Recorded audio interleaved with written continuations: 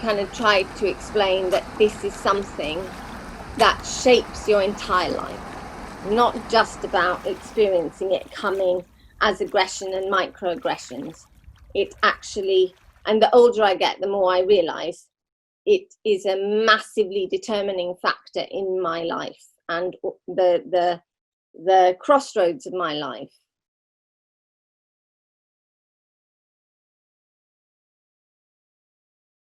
I think I could see that, oh, well, she partly said it, this whole thing has kind of brought up that there's an aspect of who she is that she has no way to express.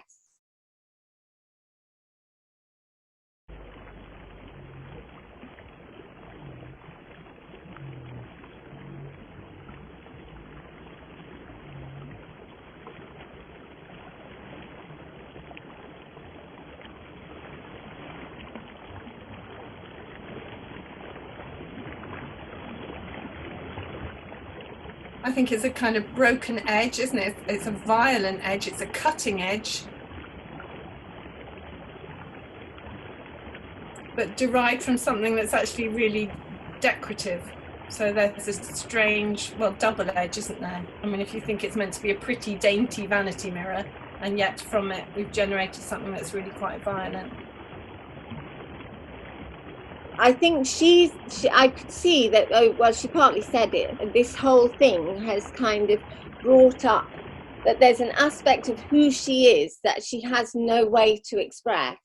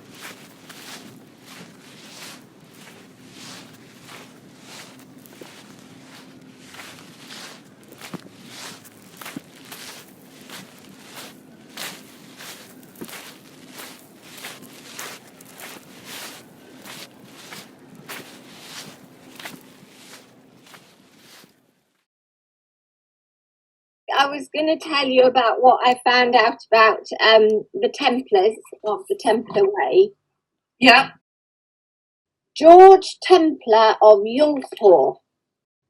By about 1785, George had made a fortune supplying elephants to the HEICS. Yeah, so it's the East India Company. So I didn't know it had the prefix honourable. all the big houses around here seem to be rather dominated by this network of people who were significant figures of the East India Company. But another thing that I discovered was that the baby found on the convent doorstep, who was the child of a British architect, is my mother's mother.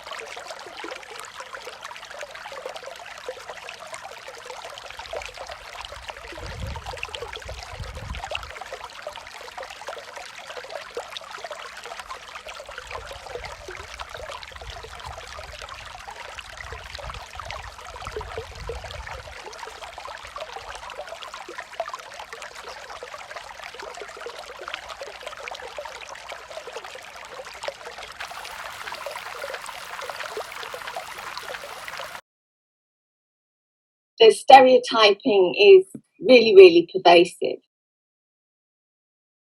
People's responses to ongoing structural racism and daily microaggressions, as well as overt racism.